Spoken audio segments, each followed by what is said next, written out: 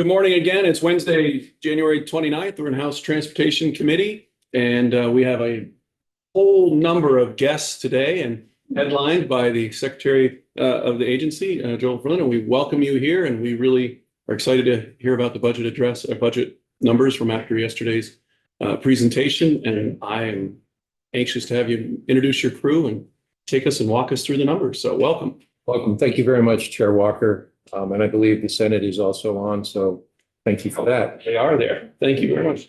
For the record, my name is Joe Flynn. I am the Secretary of the Agency of Transportation, and with me today in the room from the agency, starting over by the window, is Todd Law. Todd is the Director of District Fleet statewide. Next to him is Jeremy Reed. Jeremy is the Chief Engineer and Director of the Highway Division.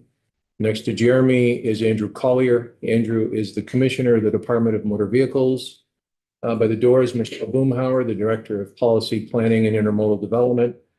In the corner is Ernie Patno. Ernie is the Director of District Operations statewide. Next to Ernie is Candace Elmquist. Candace is the CFO of the Agency of Transportation. And last but not least, Jana Morse. Jana is the Director of Finance and Administration, and I'm not aware of anyone online from the agency. Okay, we'll get right into it. We're here to talk about the governor's as recommended budget for fiscal 26. As previously, Chair, if you wish, happy to take questions as we go, or at the end, whatever you like. I'm sure there will be a lot to discuss. So getting right into it, we on the first page, actually page 2. You'll see a line graph that depicts an $883.4 million budget for the Agency of Transportation. This shows continued growth in the budget across the agency. And when I say agency at this moment, this includes all of VTrans operations and all of DMV, and all of that will be sorted out as we go through the presentation. The next slide is a budget overview. I think of note, before we go through this, that doing your slides. okay. They were froze for a second. Oh, sorry. So I believe this is page 3. Should be a mirror here so the witness can see what's happening. I just want to say of note, when we built the fiscal 25 budget, we used $46 million of one-time money for fiscal 25, the year that we're currently in. When we built this fiscal 26 budget that we're showing you today, we've used only $12.5 million of one-time money. We'll explain that one-time money. But why do I bring this up is because when we started this budget development process, probably back in July, we knew we were starting with a fairly significant negative, if you will, simply because of the flush amount of one-time money we were able to appreciate in the 25 budget. So with that, you'll see across the board, I won't read every line, but the breakout between transportation fund, the federal funds that come to us across all the revenue sources from the federal government, local and other, which we'll define when we get on to some other pages. The transportation infrastructure bond revenue category, TIB, and central garage fund for new members. Perhaps if you aren't aware, we charge ourselves for the use of our vehicles that are out plowing, if you will. So that's why we show that as a revenue source, and that money is also shown as an expense so that we just have money to be able to buy our vehicles at the rate of replacement. That's why that's shown as a revenue source. The next page is a pie chart that shows where our revenue comes from. The largest light green portion that you see in the lower left-hand quadrant is the Federal Highway Administration. It is the single largest revenue contributor to the work that we do across Vermont annually. The next darker green shade to the right of that is the State Transportation Fund. I think you've had a fair amount of testimony on where that money comes from, but that is almost all raised at DMV through gas and diesel taxes, licenses, registrations, and the various other fees that come through the Department of Motor Vehicles. The next single largest bucket is what we call in the upper left-hand corner, the other federal funds. Those are the Federal Transit Administration dollars that go to the 10 bus routes across Vermont that flow through us. The Federal Aviation Administration that also supports the 10 airports that are owned by the agency. The Federal Railroad Administration that wholly supports the rail initiative at the agency. And the National Highway Transportation Safety Administration. This is money that, based on performance standards that we must meet, we subgrant to police departments and sheriff's departments and the Vermont State Police around the state of Vermont. So I won't say that every single agency gets something, but I can tell you that I think the answer to that is that most agencies who apply for something get something. And I have seen grants in excess of $200,000 to some agencies. It's based on what they may be planning to do in a given year on patrol work for impaired driving or patrol work for electronic devices or seatbelt enforcement. They have to put together a business plan. It has to be approved, but that's where that money comes from. That's through NHTSA. And then you see the other sources, local other. We show as revenue money that when we grant money to your towns and they have a local match, they have to pay for a project, say, that's captured in that local other. And then just interdepartmental transfers that we get involved with. Central Garage, again, I mentioned a moment ago on that first pie chart, we showed that as a revenue source, and this is where we show that as an expense. And then the state TIB fund, that is raised through fuel. We are required to allocate a certain amount of the fuel revenue to transportation infrastructure bonds. We have no bonds. We paid our bonds off 3 years ago, I believe. So we're at zero right now for bond indebtedness, but we still have to put revenue into that category. But we're able to use that category for match on certain types of construction projects. And again, if you have any questions, I'm happy to take them as we go. The next page talks about the consensus revenue forecast. You're aware, of course, that the E-Board met last week. They updated the revenue forecast from last July. Net between TIB and Transportation Fund, we're looking at this point, just under a $4 million bump, based predominantly on the fees at DMV. Fuel is still tracking slightly soft. But again, that's moving in the right direction, and there will be another forecast, but that won't happen, of course, until after adjournment. That'll come in July. Taking you to page 6, this is where we start to talk with you about where we are looking to disperse the $885 million that I mentioned in my opening.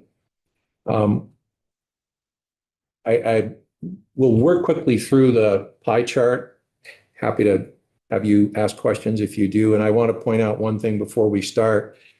At 12 o'clock on the pie chart, we say other, and it's $80 million. That's a lot of money. And I wanted to just point that out. While that is not the largest piece of the pie, I thought I'd point that out before I forget that. And that is comprised of program development administration. So we'll go through program development in a moment, but that's the division that basically puts the projects on the street. Finance and administration, transportation alternatives, which are certain types of projects that we do, mostly municipally directed sort of projects. Park and rides, our own buildings, the rest area work that we do in conjunction with BGS, and a very small amount for the Transportation Board. The Transportation Board is an independently governed body, but it falls under the Agency of Transportation for funding it. But it is independent of us. They hear claims against us, if you will, by contractors. It also oversees the Vermont Lemon Law. So all of that is rolled up into that slice that's referred to as 80 million. But you'll see in this budget, the largest portion of our budget, of the as recommended budget, is at about 3 o'clock on the chart, and that's the state Interstate Bridge Program. As some of you have heard, and for those who are new to the committee, most of how we determine how big these pieces of pie are, if you will, or small, is largely based on the projects in that definable area that are ready to have money applied to them for various stages of construction, whether that's preliminary engineering, right-of-way acquisition, design, or actual earth moving and physical construction. So when something like interstate or state bridge goes up or down, it's generally reflected by the fact of work that's in the queue ahead of it. But you'll notice that that's the single largest, not by a lot, but then the brown shade is maintenance. I know you heard from district maintenance and fleet yesterday. So that covers the operation statewide of district maintenance and fleet. Then we move to roadway safety. Roadway safety is another area of the agency that also does construction work. And it's just, we account for things slightly differently. And the way they're funded as far as match is slightly different. But again, these are all areas that if you haven't yet had testimony on, you will, that certainly when the highway division, and I imagine there've been testimony on that to this point. So you'll just see as you look around, I point out DMV up at around 1 o'clock at 40, just under $50 million. And state paving at 102.9 million. I clearly acknowledge that this is a decrease from last year, which was $130 million. We'll have a conversation here.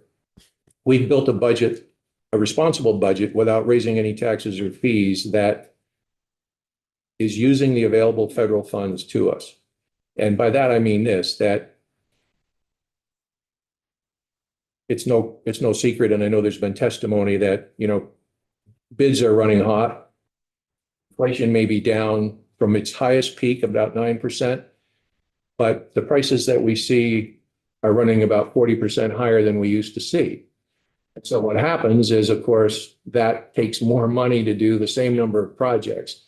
When I say that we're meeting the federal money available to us, it's just that, but a specific amount of money is not going as far today as it used to because of the pricing that we're seeing. And so that's just, I'm trying to interpret that statement for you that I made.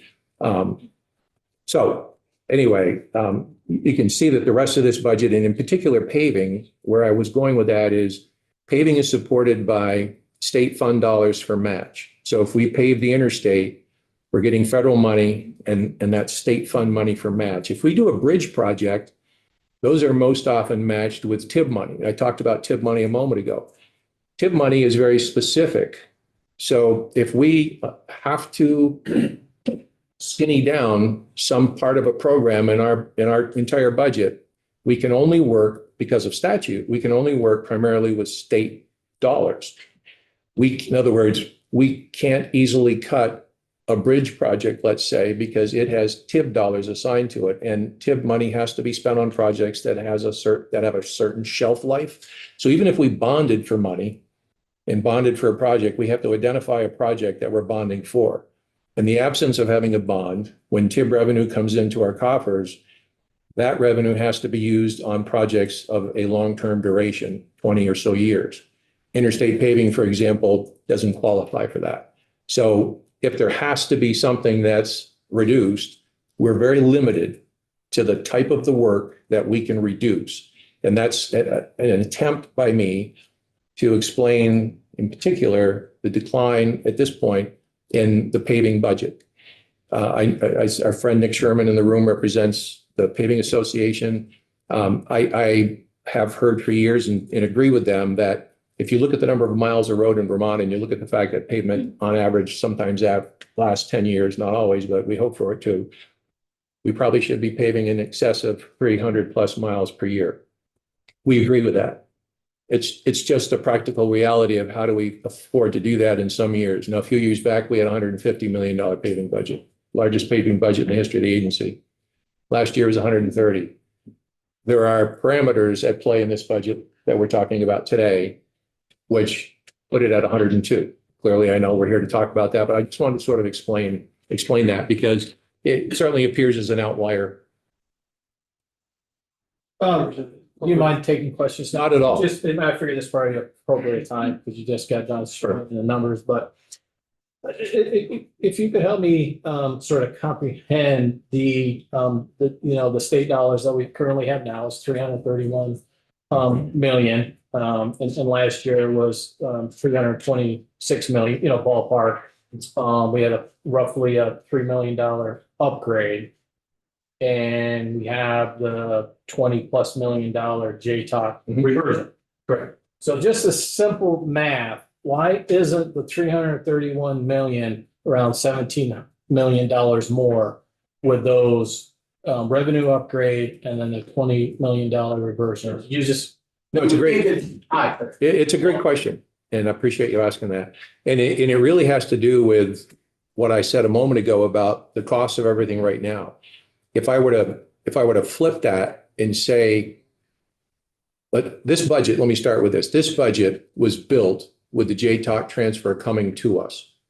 If we had built this budget without the JTOC transfer coming to us, you would see even further significant delays on projects. And so part of what's eating up that bump, as you rightly point out, is exactly what I was saying about how costs are running much higher today than they were 3 to 4 years ago. And certainly much higher than they were 5 years ago. And I think when I was in here the first time, I mentioned the 2JA, the Infrastructure Investment and Jobs Act, and how that brought to Vermont $572 million more dollars in this current 5-year tranche than previously. And I believe I said, and I should have if I didn't, if we hadn't gotten that money and that money hadn't helped fund inflation while we were spiking at about 9% as a country, and the high costs that we're seeing today in the bids, and it isn't just, and I never mean to imply, it's greed, but the cost to the contractors of materials is going up. So everything is reflected in the pricing they give us. So that's in a round way, the answer, or at least my answer to your question. I don't know if you really answered it. I understand you're going to get, less for the same amount of money. Right. My question is why isn't that number higher? Just doing the math, the revenue piece, Right. that number should be higher. It's not because, I understand that you're going to do less projects. Right. Why isn't that higher? Well, the other thing I think that speaks to the answer to your question is I've said a few times that we've built this budget to the available federal money we have. So we're allocated every year with how much we get of the 1.7 billion across the 5 years. And we've pretty much maxed what's coming to us. And so is there $16 million still on the floor somewhere? no, there's no 16 million on the floor. It's in the budget. But maybe I guess, I don't know. Does everybody understand Well, that yeah, I number guess- should be higher? Maybe if the transportation, just the revenue side, the Right. Vermont, our state transportation dollars had an increase in collection, the revenue was up, and we're not going to have that, the $20 million, the JTOC piece.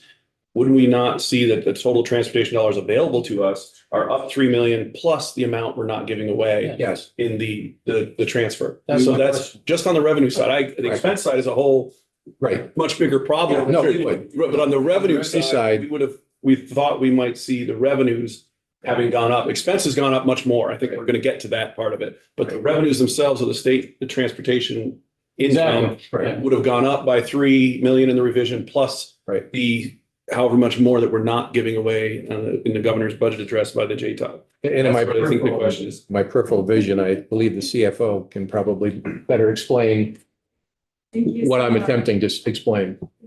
Thank you so much, Secretary Candace Elmquist, Chief Financial Officer, for the record.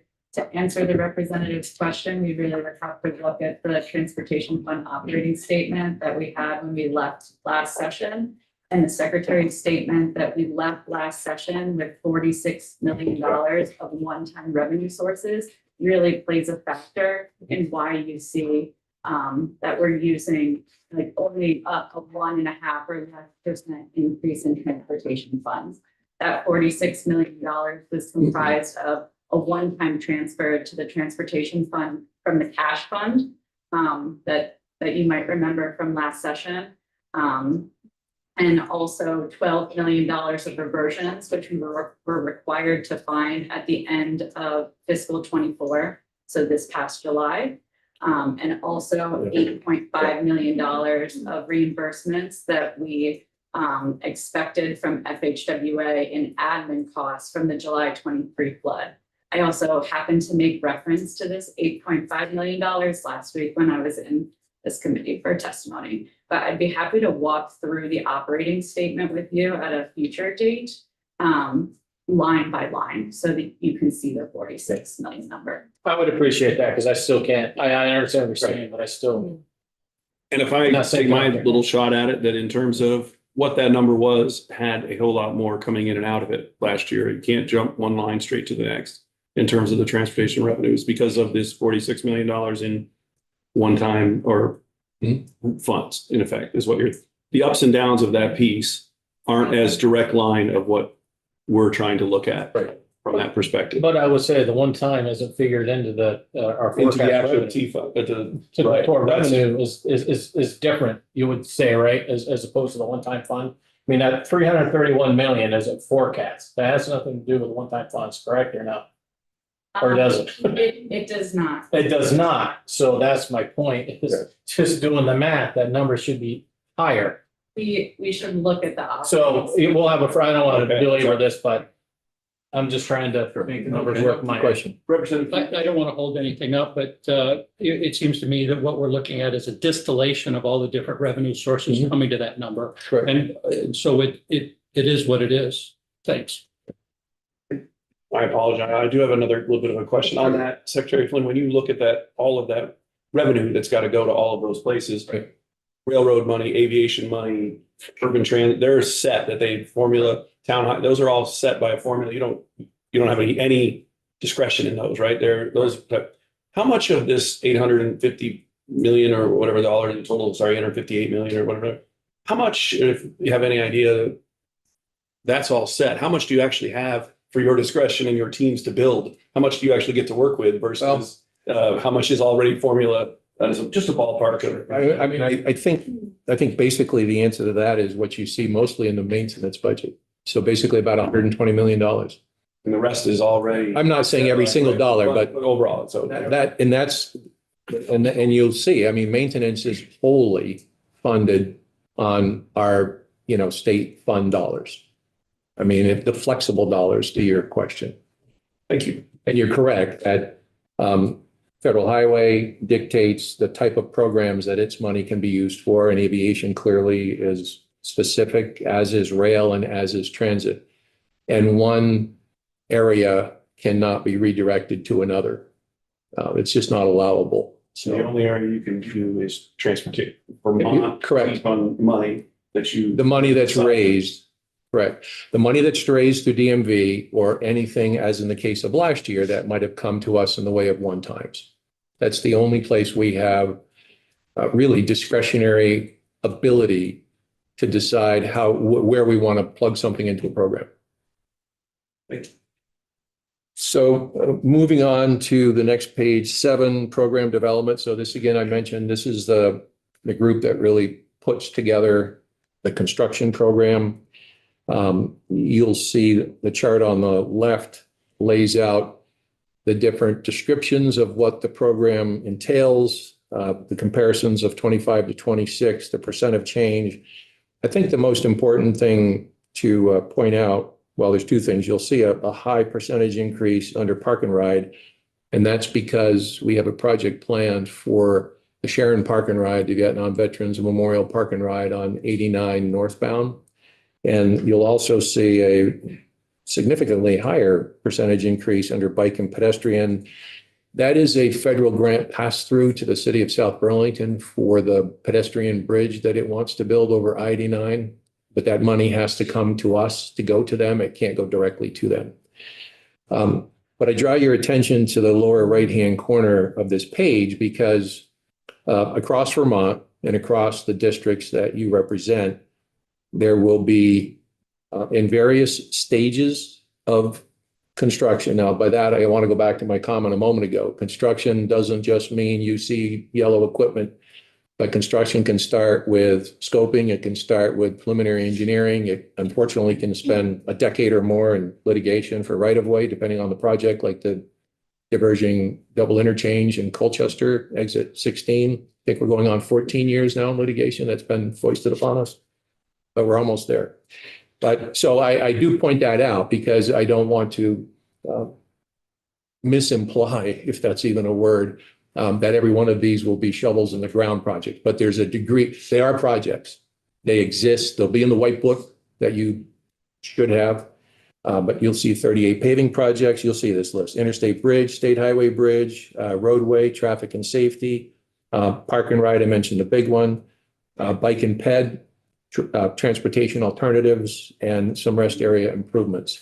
So again, I mean, we just like to point that out that while, you know, you see, for example, a noticeable reduction in the paving line item, you do still see work on 38 paving projects. The next page speaks to district maintenance and fleet.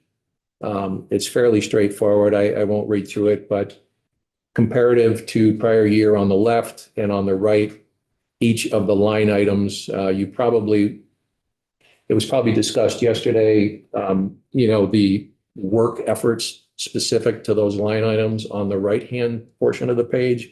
This is now the budget for those. And again, this is the group that I mentioned a moment ago that is basically wholly funded through state dollars, and it represents about 550 people across every town, county in the state. The next page is policy planning and intermodal development. And from a construction perspective, or an expenditure expected with respect to what does it do primarily, other than, of course, the internal costs, you're talking about public transit, the 10 public transit providers across Vermont, and you're talking about rail and aviation. And as I said a moment ago, on the district maintenance side, or project delivery side rather, under rail, you'll see 56 rail projects across 11 of Vermont's 14 counties, for example. In aviation, you'll see 28 projects across 8 of Vermont counties. So again, this is intended to, when, you know, if you look further into this without me reading it all, which I'm happy to do, I just don't want to be that guy that just reads a PowerPoint.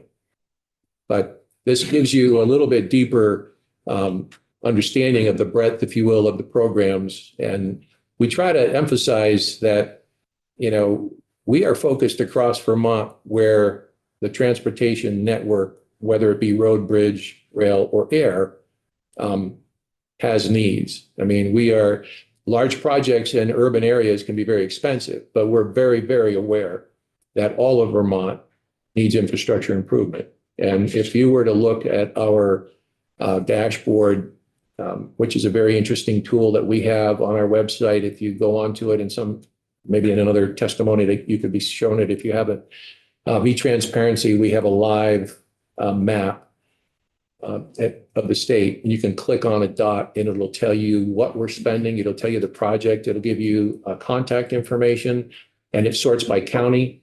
And I think that you'll see what I'm saying is accurate, that we are not concentrated by work in particular areas.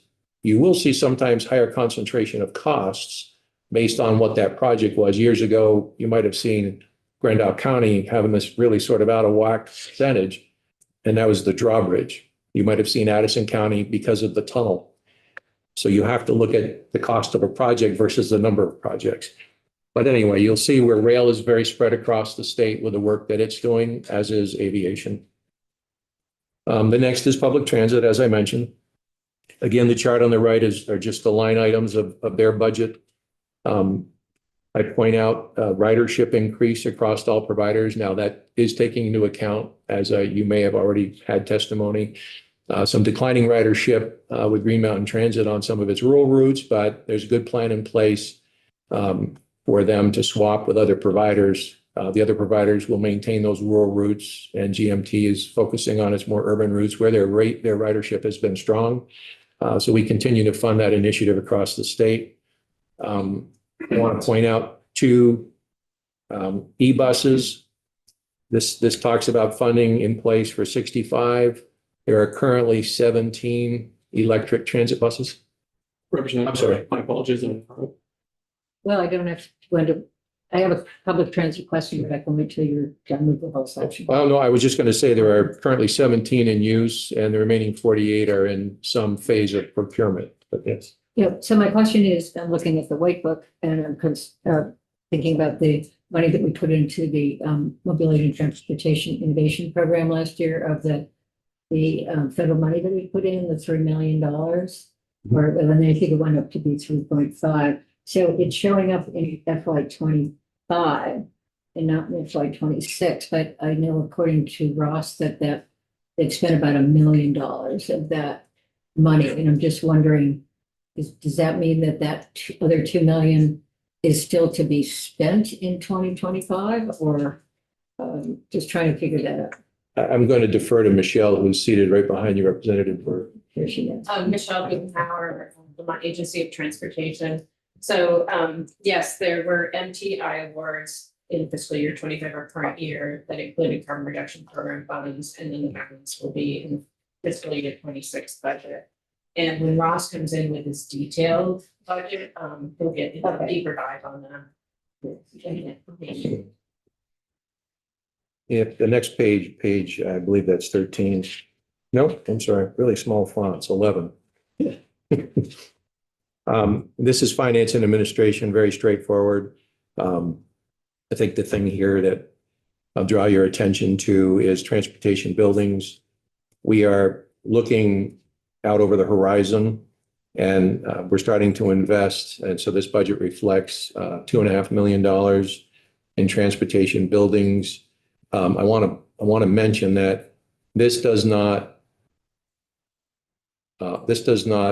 involve anything to do with the recovery of the flooded loss on Route 302 in Berlin across from the Wayside Diner.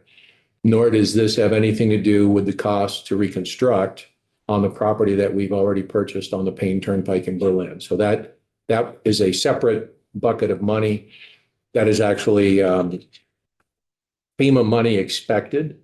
So we do have a green light for expenditures related to that reconstruction project, but that's being held by the Chief Recovery Officer, as are other state FEMA development recoveries. But we're looking at future sites, not new sites, but rebuilding the things that we have where we need to. So that's what that's about. There's no hard number yet on a particular garage. We've tried twice, I believe, we've put out an RFP twice for Lunenburg, Vermont. We received no bidders. And that was probably 4 or 5 years ago. And that's when we pivoted at that point to St. Albans. And because we couldn't get anybody to bid on a project over in Lunenburg. So we've had some conversations about, are there alternatives to rebuilding that available to us? But that's a question for Director Patno to go more deeply into. But again, we have dozens of buildings across the state of Vermont. We have to keep them in state of good repair. Some are much newer, some are older. So that's what that is for. And as we actually have a program to build something, that would be in a budget that you would see. The next page is the Department of Motor Vehicles. Again, fairly straightforward here. We have third-party contracts. You heard of FAST Incorporated, which is building our core system. We're working with contractors on e-permitting. And basically, the rest of the budget increase for Department of Motor Vehicles is operational, specific to the contract. There's nothing else that they're doing. I don't want to minimize what they are doing, but there are no other major initiatives other than those two really major initiatives, the core system, which remains on time, on target, on budget for completion in November of 2025, this year, which will completely revolutionize is the correct word with how DMV goes to business. So, and then e-permitting is an ongoing process improvement that most citizens wouldn't ever avail themselves of. But if you're in the heavy haul business, or I remember you talking about trucking companies last time I was here, certainly something that, you would have familiarity with, but heavy haul, over length, over width, over weight, a lot of commerce is supported through that, and they're really changing how that is done and making it much more user-friendly for the applicant. So those are some significantly large projects. And certainly last, but by no means least, the town highway program. The town highway program comes in at 96.6 million. That is slightly down from last year, in part by projects that are available, and in part because of the pressures that I've spoken to across the entire budget. This does meet the statutory requirement in 19 VSA 306 about fully funding. There were times where we didn't do that. And I remember well hearing about that in this committee, and you were right. And we've been able to do that. And that's why we make that the first bullet point every presentation hereafter. We acknowledge that. And it also reflects federal disaster aid. Of course, there's a lot of that money floating around now. And public assistance funds received through FEMA, through DPS in the future will be coming directly to us, just to sort of streamline that. So that's why that's reflected in there as well. So that is a very sort of quick overview of a large budget. Say the highlights, the wave tops, and now I and the entire team are available for any more in-depth questions and conversations and dialogue that you might have. And I do recognize behind you on the screen that the Senate colleagues are there, but I can't tell if I don't know how I would tell if they had questions or wanted to open it up to them as well. So, I don't know if I would get an electronic hand or a wave. So I don't know if we can hear them or they can hear us. I guess I'll have just a quick question. Senator Kitchell? Yeah, Senator Kitchell. Can you speak to the EV incentives program? Were they included in this budget or any budget or? Thanks.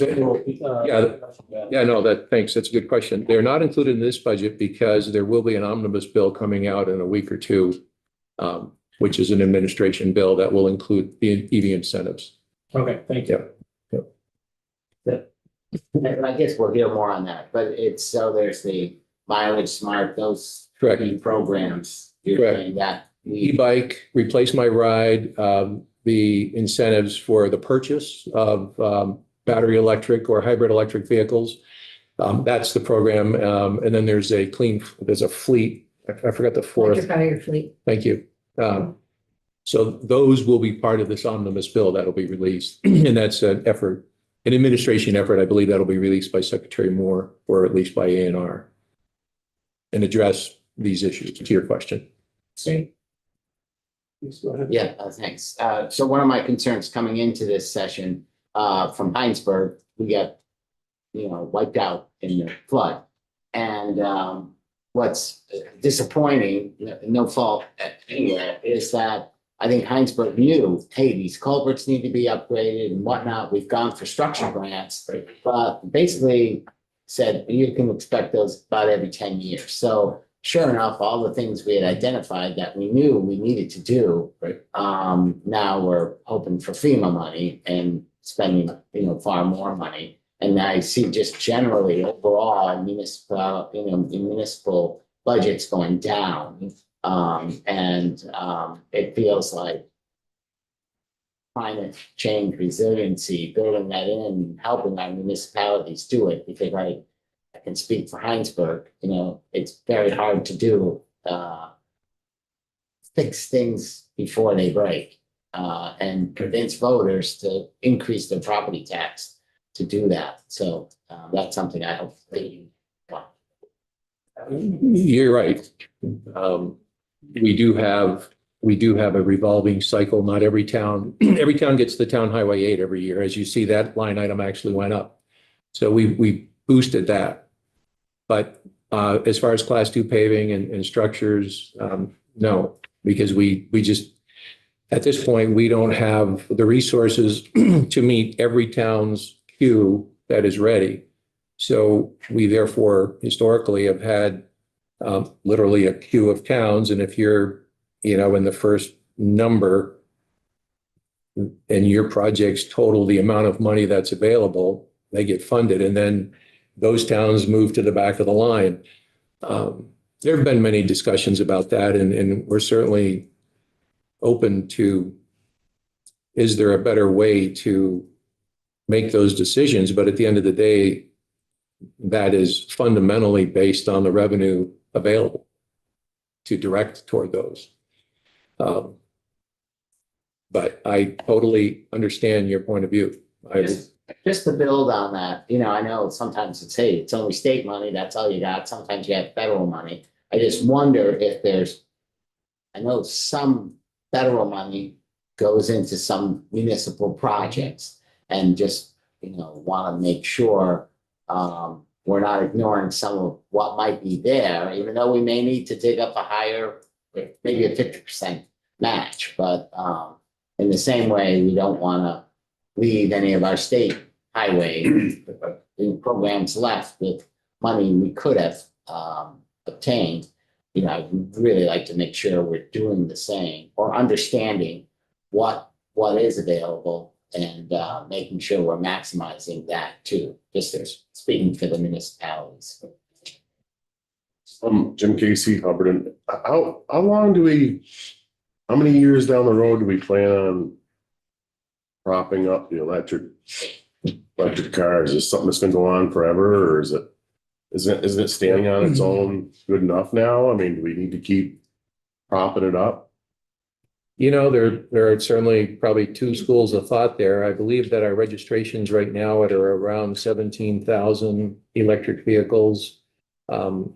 5 or so years ago, that number was probably less than 5,000 or maybe just over 5,000. So certainly, I think Vermonters have grasped the opportunities. And what I don't have at the tip of my tongue is the number of those 17,000 that might have availed themselves for some degree of an incentive, but simply based on 17,000 registered EVs and what was available for incentive money, I don't want to guess, but I think I will say, and I can circle back with a better clarification.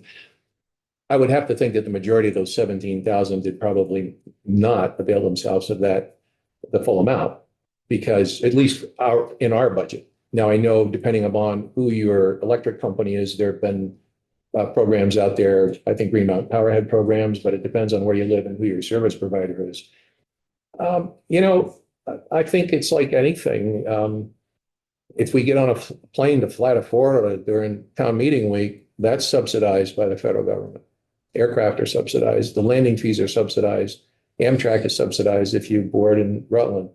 And I don't mean that in an argumentative way, but we often don't check up and notice the things that are subsidized already by the government every day. I think that the EV conversation is so new, and it may elicit, varying opinions, that it's a current topic that, you rightly point out. I would say that I think eventually, with respect to our transportation budget, you'll probably see a weaning down of the incentives as far as the purchase of new equipment. But if you think about Replace My Ride, that's very similar to the Obama administration's cash for clunkers.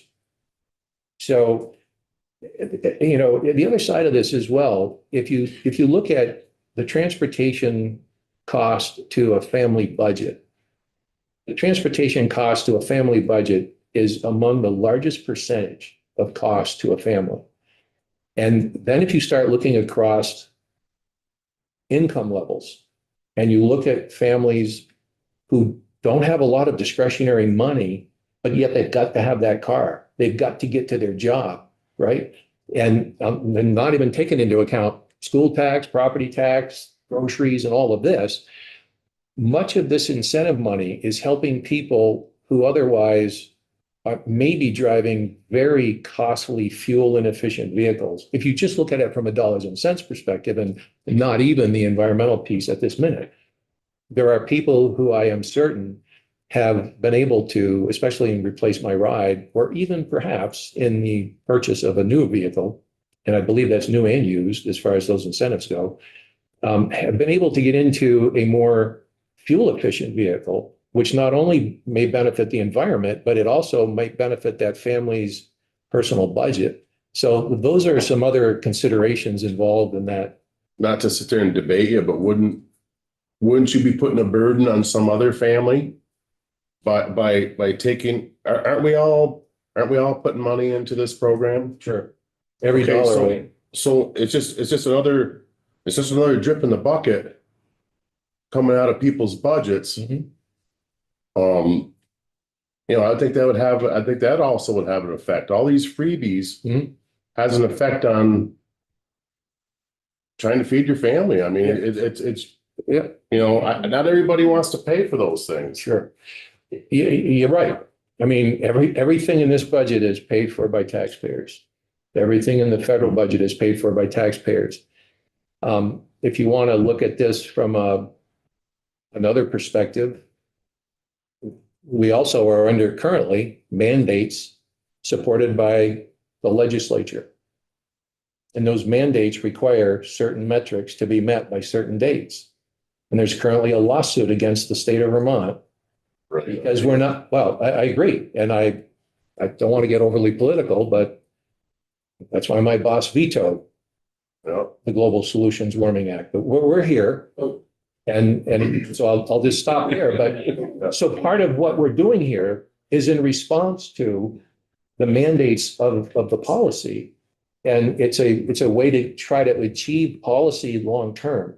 But I understand your point, and I'll stop. Well, I just want to, and we do, and continue to dig into each one of the programs as a piece goes. I don't want to get too far off the actual budget discussion, but I appreciate what you're trying to say. We do dig into each specific piece, and you're going to get another shot at it. Representative Burke has been waiting a bit, and I think that there's a question. We'll go from there. I think, then we'll go to Senator White. So if you want to. Thank you, Mr. Secretary. I just wanted to point out that particularly the Mileage Smart program was started by former Transportation Secretary Sue Minter in her work at Capstone Community Action. That has benefited the lowest income people. And I think we could be getting some testimony perhaps from people who've benefited from that program, who had a really hard time accessing any transportation whatsoever. So I think that if we're talking about affordability, I think that these programs are income-based so that they, even the new programs allow people to get a vehicle that they wouldn't ordinarily be able to buy, a more fuel-efficient vehicle, and adding to the purchase or use tax. So I think that from an economic point of view and particularly from an affordability issue, I think that they really check those boxes in addition to helping us with our climate goals. Thank you. Senator White, would you like to, can we be able to hear you? Let's see. Oh, it looks like Megan unmuted us. Well, thanks, guys. Sorry we stepped away for a moment because Senator Kitchell showed up. And when Senator Kitchell arrives, you have to say hello to her. So apologies for that. And actually, Representative Burke kind of highlighted the exact commentary I wanted to offer. But we got a very good presentation that I recommend. I don't know who the representative who asked the question was. I don't think we've met. But if he would like to turn to any of the clean transportation incentive programs that we had a presentation on from Patrick Murphy, it's very helpful in explaining that the vast majority of the incentives for new PEVs go to low income Vermonters, so the most vulnerable people. So I would just reflect that, and you've got some good information you can provide. But then I think the question that I wanted to ask was more closely aligned to the way in which the TIP fund has functioned.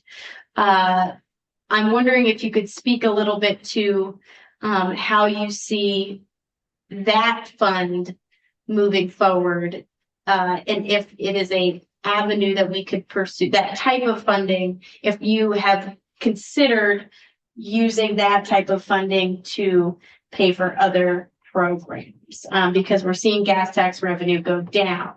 I'm wondering if you contemplated anything creative in that regard with your budget making process. You said you didn't put forward any new fees or anything, but I'm wondering if you considered kind of a creative revenue change at all. I'm going to just turn back to the committee. Yeah. Don't look at the thing. Yeah. No. If I understand the question correctly, and please tell me if I misunderstand it. As I said a moment ago, that the TIB fund is by statute limited in where we can use it. And it's very specific to construction projects that have a lifetime of, and I don't know exactly if it's 20 years, but consider a bridge project versus, as I said, paving on a state road. Everyone expects the paving on the state road is really an interim maintenance thing, even if it's a large paving project, where a structure that is built is a structure that lasts for decades. And statute currently, the way it's designed, limits any TIB revenue to where it can be applied in our program. Now, to the point Senator White made, if fuel sales through the current construct for, liquid gasoline or diesel fuel, if those sales continue to drag, then you'll see a reflection in revenue to the TIB fund. And until or unless there is a reformulation of that construct, that will be the case. And the other thing I want to point out here is this is rooted at the federal level, because there's also a federal tax on gasoline and diesel. Vermont adds on to that. So I bring that up only because the question that was posed is a good question.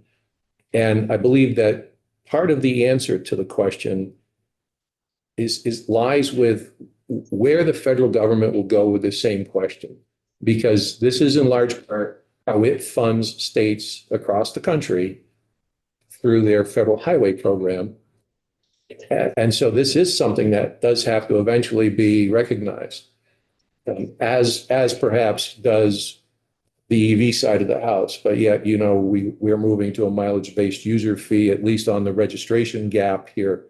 But specific to TIB, as I understand it, without being a lawyer, if there were a desire to allow the agency to move that TIB money to, say, a paving project versus where we traditionally put it, assuming we don't have bond debt that we have to pay it off with, I believe that would have to have a statute change. Okay. Thank you very much. That's a helpful answer. And thank you for letting the Senate interrupt.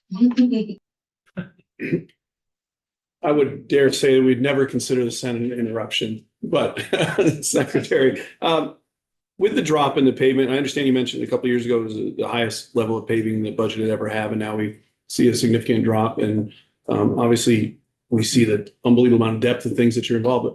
The day-to-day, everyday roads, bridges, core infrastructure, culvert. What do you see? How do you balance, and what do you see as a concern as far as the overall everyday back and forth driving, paving conditions, infrastructure, the overall assets? What has it impacted? How long can we see drops like that and still, before our constituents and the public notice a substantial difference? What's the level of concern? And just talk a little bit about that. I think there's a level of awareness. I don't want to, if I say concern, I don't want anyone to think that by that I mean, I'm running to a window to look for a ledge. But awareness, I think it would be irresponsible to not acknowledge an awareness. And I've said this in testimony before. The thing we all have to realize is the infrastructure around us that our job is to maintain is deteriorating while we speak now. It never stops deteriorating. And the minute we build a brand new bridge, like let's say Richmond Route 2 over 89, beautiful brand new bridge, or the drawbridge, it's already begun, right? It's just a matter of, it's a matter of time. And in the case of pavement, I think I mean, I might look to Chief Engineer Reed, but pavement and Mr. Sherman, but it is probably the most susceptible piece of infrastructure we have. Pavement, based on our climate, based on increased volume of vehicles. And of course, because of our climate, based on the fact that we dump thousands and thousands of tons of sodium chloride on it every year. So we have to have that awareness. And I do believe, to the point I think you're making, Chair Walker, is we've got to look over the hood here a little further. And I think we do need to realize, we're probably not many years away, and maybe that's a decade or so, but I think there's going to have to be conversations, and 2JA may have meant to address the start of that. But that, I mean, is I think there are going to have to be conversations at the federal level. If you look at the interstate highway system, especially in New England, it's among the oldest in the nation. You can't compare it to Las Vegas. You can't compare it to New Mexico. You can't compare it necessarily to California. And I'm not talking about the complexity or the number of miles. I don't mean that. I'm talking about how old they are. Now, I think the oldest highway in the country is called the Schuylkill Expressway, and it's outside of Philly. Goes back to like the Revolutionary War. I mean, I'm not saying it's the same pavement, but my point is Northeast has among the oldest infrastructure in the United States, as far as cement and asphalt and steel. And in the case of Vermont, our interstates were built in the 70s, some perhaps late 60s, and some into the early 80s. In sections of 91, a little bit newer than that.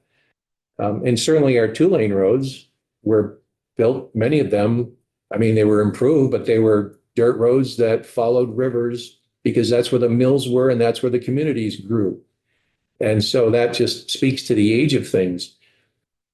There will become a point where it's probably accurate to say, in the case of like an interstate, which you might pave, and within 5 or 6 years, you start to see rutting. Now, I'm not an engineer, but I'm told by some really smart people, because I do listen well, that it isn't just because of thin layers of pavement. The pavement is quality. We have good industry partners, as I said when I was here the first time. But at some point, we're going to need to probably look at the depth below the pavement. That's the subbase that was built in the case of parts of 89 that was built in the 70s. It's 50 plus years old. It may not have been intended to have lived that long, or the construction practices then, though first rate at the time, aren't what they are today, perhaps with compaction and the different aggregates. So, and why I say I think that the nation is going to need to look at that, because that is not, I think, something that a particular state, especially the size of Vermont, can bear on its own. Even New Hampshire, being a bigger state with a larger population and a larger budget, in part because of things like toll roads and everything else that they do, it's a small state. I've said before, I think there are 7 or 8 states that are almost wholly dependent on the federal government for the majority of their transportation infrastructure. So I think that the country at some point, is going to need to at least acknowledge some of those realities.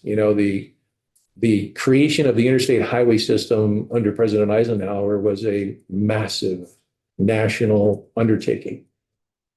And the piecemealing of the reconstruction of that is probably more than individual states can take wholly on their own.